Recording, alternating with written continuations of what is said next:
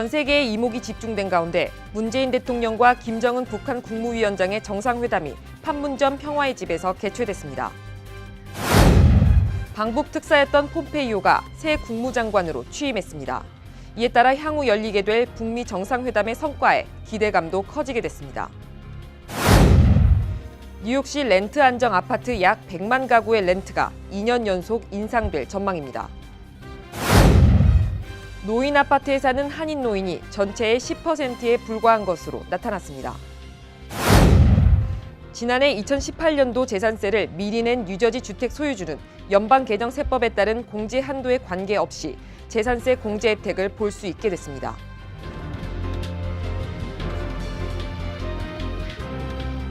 SBI융자 전문은행 뉴밀레니엄뱅크가 홈모기지 융자를 시작했습니다. 신속한 진행과 간단한 서류로 내 집 마련의 꿈을 앞당겨 드립니다. Member of FDIC and Equal Housing Lender.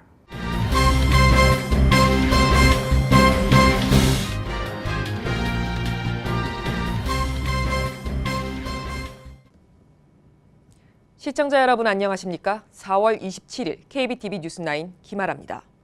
한국 정부의 문재인 대통령과 김정은 북한 국무위원장이 역사적인 정상회담을 개최했습니다. 더불어 남과 북은 완전한 비핵화를 통해 핵 없는 한반도를 실현한다는 공동의 목표를 확인했다는 내용이 담긴 공동선언에 서명했습니다. 두 정상은 선언에서 남과 북은 한반도 비핵화를 위한 국제사회의 지지와 협력을 위해 적극 노력하기로 했다고 밝혔습니다. 선언은 이와 함께 남북관계 개선과 한반도의 군사적 긴장 완화를 부각했습니다. 이를 위해 개성에 남북 당국자가 상주하는 남북 공동연락사무소를 설치하기로 했습니다. 또 2018년 아시아 경기대회 등 국제경기에도 공동 진출하기로 합의했습니다. 오는 8월 15일을 계기로 이산가족, 친척 상봉도 진행하기로 했습니다.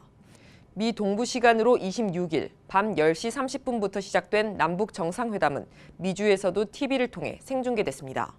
일부 미주 동포들은 뜬 눈으로 밤을 새우며 남북 정상의 일거수일투족을 지켜보고 판문점 선언이 발표되자 핵공포와 전쟁이 없는 평화의 시대가 온다며 환영과 기대감을 나타냈습니다. 김민선 뉴욕 한인 회장은 판문점 선언과 관련해 불가능할 것으로 여겨졌던 종전 평화 합의가 이루어져 꿈만 같다며 이번 판문점 선언은 시작에 불과하다. 이를 계기로 완전한 평화 정착을 위해 한 걸음 한 걸음 나아가야 한다고 말했습니다. 김 회장은 이와 함께 꾸준한 접촉과 대화를 통해 이산가족 상봉, 남북 간 민간인 교류, 경제교류 등을 실현해 나가야 한다고 강조했습니다. 재외동포 정책위원회 조병창 위원은 남북 정상은 전 세계인이 지켜보는 가운데 비핵화에 대한 확고한 의지를 다졌고 트럼프 미 대통령은 남북 공동 합의문에 적극적인 지지를 표시했다며 담대한 선언과 함께 현실을 반영한 판문점 선언에는 우리 국민의 목소리와 국제사회의 목소리가 모두 담겼기 때문에 한반도의 비핵화와 평화 번영의 시대가 오리라 확신한다고 말했습니다. 박명근 잉그루드 클립스 시의원은 종전선언, 완전한 비핵화 합의로 평화가 정착되는 것은 바람직하지만 비핵화의 조건이 한반도 주둔 미군 철수로 이어지는 것은 경계해야 한다고 강조했습니다. 박 시의원은 이와 함께 비핵화 문제 해결을 지나치게 미국에 의존하는 것은 주권 국가로 자존심 상하는 일이라고 지적하면서 비핵화는 남북이 주도적으로 해결해야 한다고 강조했습니다. 북미주 민주포럼 강준하 대표는 남북 간 완전한 비핵화를 합의한 것은 미국이 추구해온 동북아시아에서의 핵 확산을 억제하는 비핵화 정책의 결실로 평가된다며 이번 합의문은 한반도의 평화를 정착시키는 중요한 합의로 평가된다고 말했습니다. 강 대표는 이와 함께 남북 간 합의가 영속적으로 추진되려면 국회 비준을 통한 법제화가 필요하다고 강조했습니다. 시민참여센터 김동찬 대표는 우리 민족은 분단 70년과 전쟁으로 참혹한 고통의 시기를 보냈다고 전제하면서 판문점 선언을 시발점으로 평화의 한반도가 고통의 역사를 극복한 억센 정신으로 전 세계에 나아갈 것이라며 그 새로운 세기를 열어가는 역사의 한가운데 우리가 서 있다고 말했습니다. 판문점 선언에 미국을 비롯한 중국, 러시아, 일본 등 외신의 반응은 상당히 긍정적이었습니다. 보도에 양준하 기자입니다. 27일 남북 정상이 밝힌 판문점 선언과 관련해서 외신들은 미국, 중국, 러시아, 일본 등 한반도 주변 4대 강국의 반응을 일제히 탑뉴스로 전하면서 남북 정상회담의 결과를 긍정적으로 평가했습니다. 전 세계 외신들은 한반도의 새 역사가 열렸다, 한반도의 평화와 번영의 첫걸음이 시작되었다면서 한반도 주변 관련국들의 반응을 앞다투어 보도했습니다. CNN은 남북회담의 주요 장면들을 실시간 중계하면서 도널드 트럼프 미국 대통령은 이들 정상의 만남을 역사적 사건이라고 규정하며 남북 간 종전선언 추진에도 강력한 지지를 보냈다고 보도했습니다. 트럼프 미국 대통령은 판문점 선언과 관련 트위터에 글을 올려 한국 전쟁이 끝날 것이라며 미국과 모든 위대한 미국인은 한국에서 일어나는 상황을 매우 자랑스러워해야 한다고 주장했습니다. 이는 정전협정 체결 당사국인 미국이 남북 정상이 판문점 선언을 통해 연내 정전협정을 평화협정으로 전환해 나간다는 구상을 공개적으로 지지한 것으로 볼 수 있어 주목됩니다. 중국도 문 대통령과 김 위원장의 회담과 판문점 선언을 두고 성공적이라는 평가를 내렸습니다. 중국 외교부의 루캉 대변인은 이번 회담에서 거둔 긍정적인 성과는 남북 간 화해, 협력과 한반도 평화와 안정, 한반도 문제의 정치적 해결에 도움이 된다며 중국은 이와 관련해 축하와 환영의 뜻을 표한다고 덧붙였습니다. 아베 일본 총리 역시 이번 회담을 성사시킨 한국 정부의 노력을 칭찬하고 싶다면서 북한이 구체적인 행동을 취할 것을 강하게 기대한다고 강조했습니다. 러시아 크렘린궁도 남북 정상회담 자체와 그 결과를 아주 긍정적으로 평가한다고 밝혔습니다. 리아노보스티 통신에 따르면 드미트리 페스코프 크렘린궁 대변인은 이날 남북 정상회담 소식에 대해 아주 긍정적 소식이라고 말했습니다. KBTV 양준하입니다. 방북 특사였던 폼페이오가 새 국무장관으로 취임했습니다. 이에 따라 향후 열리게 될 북미 정상회담의 성과에 대한 기대감도 커지게 됐습니다. 보도에 양준하 기자입니다.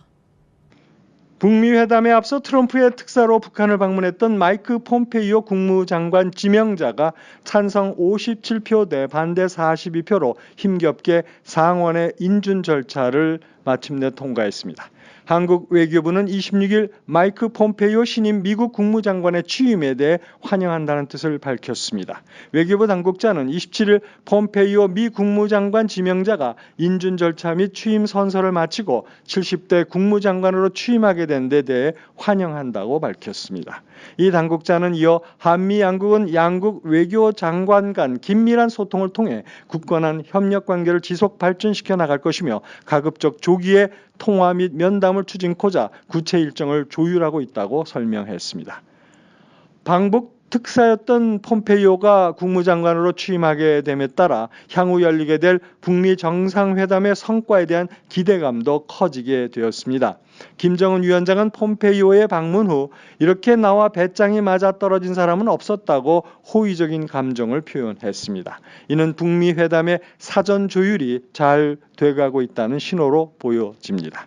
이번 방북 특사였던 마이크 폼페이오가 미 국무장관에 임명됨에 따라 남북 정상회담에 이어 북미 정상회담도 순풍을 타고 좋은 결과를 이루어내는 데 큰 동력이 될 것으로 보입니다. KBTV 양준하입니다. 뉴욕시 렌트 안정 아파트 약 100만 가구의 렌트가 2년 연속 인상될 전망입니다. 보도에 양준하 기자입니다. 렌트 가이드라인 위원회는 매년 렌트 안정법 적용을 받는 뉴욕시 아파트의 렌트 인상률을 결정합니다. 위원회는 26일 열린 회의에서 예비 표결을 실시해 오는 10월 1일부터 내년 9월 30일 사이 리스를 갱신할 경우 렌트 인상률을 1년 연장은 0.75에서 2.75%, 2년 연장은 1.75에서 3.7% 사이로 결정했습니다. 예비 표결에서 렌트 인상폭이 결정됐지만 앞으로 6차례 더 열리는 공청회 결과에 따라 인상 범위가 달라질 수도 있습니다. 최종 표결은 오는 6월 26일 오후 7시에 실시됩니다. 렌트 인상률은 건물주의 렌트 수입과 건물 유지 비용, 물가 상승률 등을 종합적으로 감안해 결정하게 되는데 최근에는 2015년과 2016년에 2년 연속 동결했습니다. 그 후 지난해에는 렌트 1년 연장 시에는 1.25%, 2년 연장 시에는 2%의 인상률을 결정한 바 있습니다. 현재 2만 5천여 명의 건물주를 대표하는 RSA는 리스 계약 1년 연장 시 4%, 2년 연장 시 7%의 인상률을 요구하고 있습니다. 하지만 최종 인상률에서 이들의 입장이 그대로 반영될 가능성은 거의 없습니다. 지난해에도 RSA는 1년 연장 시 4%, 2년 연장 시 6% 인상을 요구했지만 최종 인상률은 그 절반에도 미치지 못했습니다. KBTV 양준하입니다. 노인 아파트에 사는 한인 노인이 전체의 10%에 불과한 것으로 나타났습니다. 불투명하고 복잡한 절차 때문에 신청을 포기하는 노인이 많은 데다 신청 후 대기 기간도 길기 때문입니다.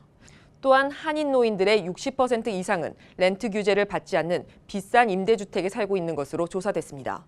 민권센터가 지난해 10월부터 2개월간 퀸즈 일원에서 임대주택에 거주하는 한인 노년층 주민 200명을 대상으로 실시한 노인 주거 실태 설문조사에 따르면 전체 응답자의 10%만이 현재 노인 아파트에 거주하고 있다고 응답했습니다. 무엇보다 이번 조사 결과 전체 응답자의 60%는 노인 아파트 신청조차 해보지 못한 것으로 나타났습니다. 노인 아파트 신청 정보를 얻지 못한 데다 신청 지원을 받지 못한 이유가 주요 요인으로 꼽힙니다. 또한 어렵게 노인 아파트 신청을 했더라도 1년 안에 응답을 받는 경우는 7%에 불과했습니다. 또 3분의 1가량은 3년 후에나 답변을 받았으며 6년 이상 걸렸다는 응답도 무려 19%에 달했습니다. 이와 함께 한인 노인 4명 중 1명은 독거노인인 것으로 조사됐습니다. 민권센터는 이번 설문조사 결과와 함께 이를 시정할 수 있는 정책 제안서를 주택보존국 등에 전달한다는 계획입니다. 맨해튼 그랜드 센트럴역에 롱아일랜드 레일로드역을 연결하는 공사 예산이 당초 예상을 크게 넘어서면서 낭비라는 지적이 일고 있습니다. 이스트사이드 액세스 건설공사는 맨해튼 동쪽에도 LIRR과 연결되는 역을 하나 더 지어 보다 원활하게 운행하자는 취지로 착공됐습니다. 현재 펜스테이션은 LIRR을 비롯해 엠트랙과 뉴저지 트랜짓 등 3개 기차 시스템이 몰려있어 심각한 과밀 현상을 보이고 있습니다. 하지만 이스트사이드 액세스 공사는 당초 완공 예정보다 늦어지고 있으며 예산도 처음 계획했던 것보다 크게 늘어났습니다. 뉴욕타임스에 따르면 처음 추산했던 예산 규모는 22억 달러였고 완공 시기도 2009년으로 예상됐었습니다. 그러나 현재까지 쓰인 예산과 앞으로 필요한 돈을 합치면 총 110억 달러가 넘습니다. 완공 시기도 2022년까지로 수정했으나 이마저도 장담하기 어려워 돈 먹는 하마라는 지적이 나오고 있습니다. 메트로폴리탄 교통공사 측은 이 공사가 뉴욕시 교통 시스템 개선과 시민들의 이동에 필수적이라고 강조하고 있습니다. 하지만 정작 시민들이 더 많이 이용하는 전철 시스템 개선 사업은 예산 문제로 더디게 진행되고 있습니다. 따라서 LIRR역 추가 건설이 그만큼 절실한 사업인지 대중은 의아해하고 있다고 NIT는 전했습니다. 지난해 2018년도 재산세를 미리 낸 뉴저지 주택 소유주는 연방개정세법에 따른 공제 한도에 관계없이 재산세 공제 혜택을 볼 수 있게 됐습니다. 2017년 7월 1일까지 소급 적용하는 재산세 선납 허용 법안이 지난주 필머피 뉴저지 주지사의 서명을 받아 시행에 들어갔기 때문입니다. 이 법은 지난해 통과돼 올해부터 시행되고 있는 연방개정세법과 관련이 있습니다. 연방개정세법은 주 및 지방정부에 납부하는 재산세, 소득세, 판매세 등을 합해 지방세 공제 한도를 최대 $10,000까지만 제한하고 있습니다. 뉴욕이나 뉴저지처럼 집값이 비싼 지역 주민들은 재산세만 해도 $10,000가 넘습니다. 따라서 이 법은 뉴저지 주택 소유주들 가운데 지난해 2018년도 재산세를 미리 납부한 경우 공제액을 제한하는 연방세법을 한시적으로 적용받지 않도록 혜택을 주기 위해 마련됐습니다. 머피 주지사와 민주당은 재산세 선납을 명확하게 승인하고 세금 공제 한도 제한의 타격을 줄이기 위해 재산세 선납 허용법을 추진해왔습니다. 또한 이 법은 정부의 승인이 있어야만 재산세 선납을 허용하는 현행법을 개정해 주택 소유주들이 언제든지 재산세를 선납하도록 허용하고 있습니다. 인종차별 반대 시위자들의 거센 항의를 받아온 오수잔나 작곡가의 동상이 철거됐습니다. 보도에 양준하 기자입니다. 118년 된 오수잔나 작곡가 포스터의 동상이 피츠버그 공원에서 목요일 철거를 당했습니다. 그동안 이 동상은 포스터의 발밑에 맨발로 반조를 연주하는 흑인 노예가 포함되어 있어 인종차별 반대 시위자들의 거센 항의를 받아왔습니다. 지난 10월에 피츠버그 예술위원회는 포스터의 동상을 옮기는 데 동의한 바 있습니다. 이제 포스터의 동상은 대중의 눈을 피해 한 창고에 들어가게 되었습니다. 목요일 철거팀은 10피트가 넘는 구리 동상을 밧줄과 중장비를 사용해 무사히 철거에 성공, 트럭에 옮겨 실을 수가 있었습니다. 이 동상은 수천 명의 참석자들이 모인 가운데 유명 작곡가인 포스터를 기념하기 위해 1900년에 세워진 것입니다. 이 동상의 아랫부분에 있는 맨발의 흑인 노예는 엉클 레드라는 이름으로 같은 제목의 노래에 등장합니다. 하지만 비평가들은 이 동상이 인종차별의 상징이라며 철거를 강력히 요구해 왔습니다. KBTV 양준하입니다.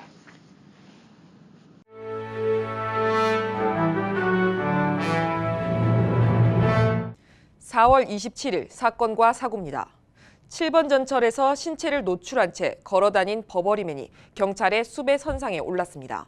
25일 뉴욕시경에 따르면 지난 17일 오후 6시 40분쯤 7번 전철 안에서 한 남성이 신체를 노출한 채 돌아다녔습니다. 당시 전철 안에 있었던 한 여성은 남성이 콘돔을 착용하고 있었고 메인스트리트역에 도착하자 전철에서 내려 어디론가 사라졌다고 경찰에게 전했습니다. 브루클린의 한 중학교 30대 남성 수학교사가 10대 남학생과 학교 화장실에서 부적절한 관계를 가진 혐의로 체포됐습니다. 경찰에 따르면 브루클린 카나라시의 레녹스 아카데미 수학교사인 안드레 브레디가 14세 남자 학생과 학교 화장실에서 부적절한 관계를 2차례 가졌습니다. 브레디는 남학생 어머니가 학생의 휴대전화에서 부적절한 관계가 담긴 사진을 발견해 경찰에 신고하면서 25일 체포됐습니다. 현재 브레디에게는 범죄적인 성적 행위와 성적 학대 등의 혐의가 적용된 상태입니다. 캐나다 토론토 차량 돌진 사고로 숨진 한인 사망자 중 한 명의 신원이 공개됐습니다. 캐나다 현지 언론은 25일 토론토에서 요리사로 일해온 40대 강철민 씨가 사망자 중 한 명이라고 보도했습니다. 강 씨는 유명 브라질 식당에서 셰프로 일했습니다. 이 식당은 추모 성명을 발표하며 강 씨의 사망을 확인했습니다. 현지 한인 언론 등에 따르면 강 씨는 캐나다 영주권자입니다. 이번 사건의 사망자 10명 중에는 한국 국적자 2명, 캐나다 동포 1명이 포함되어 있습니다. 또 부상자 13명 중 한인이 3명인 것으로 파악되고 있습니다. 잉그루드 병원과 함께하는 제20회 의학 세미나가 4월의 마지막 토요일인 28일 오전 11시에 개최됩니다. 세미나 후에는 청소년들과 함께하는 멘토멘티 프로그램이 진행되며 이번 세미나는 온 가족이 참여하실 수 있습니다. 장소는 잉그루드 병원 대강당입니다. 뉴욕시 식당업계가 수수료 부과 허용을 촉구하고 나섰습니다. 식당업계의 요구는 고객에게 기본적인 음식값과 판매세 외에 추가로 일종의 할증료를 부과하겠다는 것이며 이를 시의회와 시정부가 허용해달라는 것입니다. 이유는 주정부에서 식당 종업원 등 팁을 받는 근로자의 최저임금을 인상하려고 하면서 업주들의 어려움이 더욱 커질 것으로 예상되기 때문입니다. 뉴욕포스트는 다른 도시들은 이 같은 수수료 부과를 허용하고 있지만 뉴욕시는 전국에서 유일하게 해당 수수료 부과를 허용하지 않고 있다고 전했습니다. 뉴욕시에서 거주민 우선 주차 제도가 추진되고 있습니다. 뉴욕 거주민에게 길거리 우선 주차권을 주는 조례안 2건이 25일 뉴욕시의회에 상정됐습니다. 한 건은 시 5개 보로 전 지역에 거주민 주차 허가제를 도입해 지정된 공간에 거주민 차량을 우선적으로 주차할 수 있게 하는 것입니다.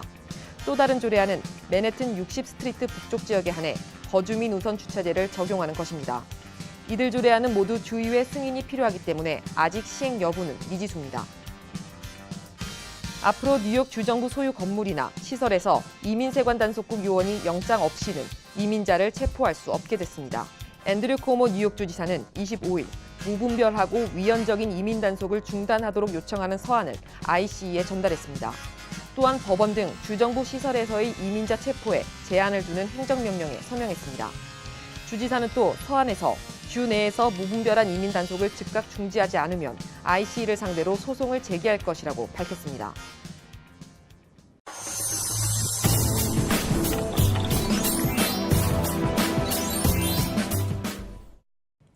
종교계 스펙트럼 첫 번째 소식입니다. 뉴저지 미랄 선교단은 뉴저지 캘버리 UMC 교회에서 미랄 장애인의 날 기념 행사를 개최했습니다. 장애인과 부모, 자원봉사자, 후원자 등 100여 명이 참석한 이날 행사에선 장애인 학생들의 노래와 교사들의 수화 찬양 등 공연이 이어졌습니다.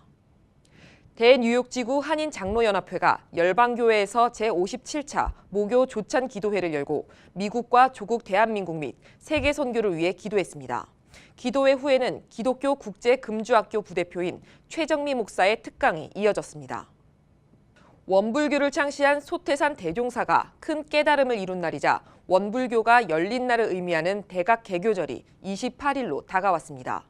올해로 103주년을 맞는 이날은 원불교의 최대 경축일입니다. 한국에서는 다양한 경축 행사를 5월 5일까지 진행하며 뉴욕, 뉴저지를 비롯한 각지의 교당들도 다양한 행사를 펼치고 있습니다. 뉴욕 교당은 29일 오전 11시 대각개교절 기념식을 엽니다. 추방위기 서류 미비자 돕기 이민자 보호교회에서 제2회 심포지엄을 개최합니다. 인종차별과 이민사회를 주제로 한 이번 심포지엄은 이민자 보호교회 1주년 활동보고와 감사예배를 겸해 5월 3일 오후 5시에서 8시 퀸즈 뉴욕 친구교회에서 열립니다. 가톨릭 아버지 학교가 아버지가 살아야 가정이 산다는 주제로 이달 말 제3차 교육을 실시합니다. 제3차 가톨릭 아버지 학교는 뉴저지의 뉴튼 분도 수도원에서 28일과 29일 이틀간 진행됩니다. 참가비는 1인당 $150입니다. 아버지인 남성이라면 누구나 참가할 수 있습니다. 계속해서 커뮤니티 브리핑이 이어집니다.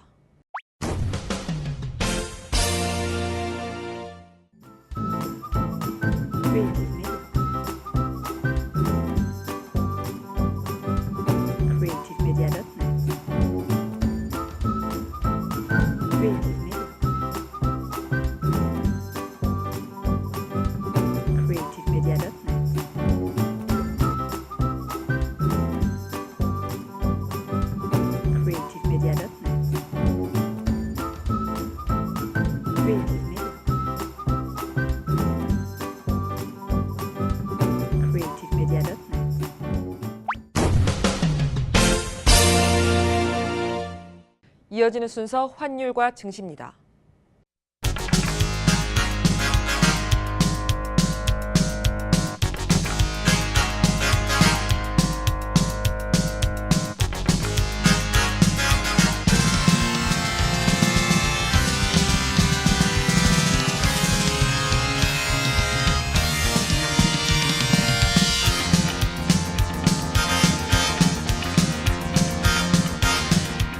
이어서 뉴욕과 뉴저지 날씨 전해드립니다. 홀리네임 병원이 연방정부의 2017년 병원평가에서 5스타 최우수 병원으로 선정되었습니다. 뉴저지 버겐 카운티 유일의 5스타 최우수 병원 홀리네임 병원이 날씨를 알려드립니다.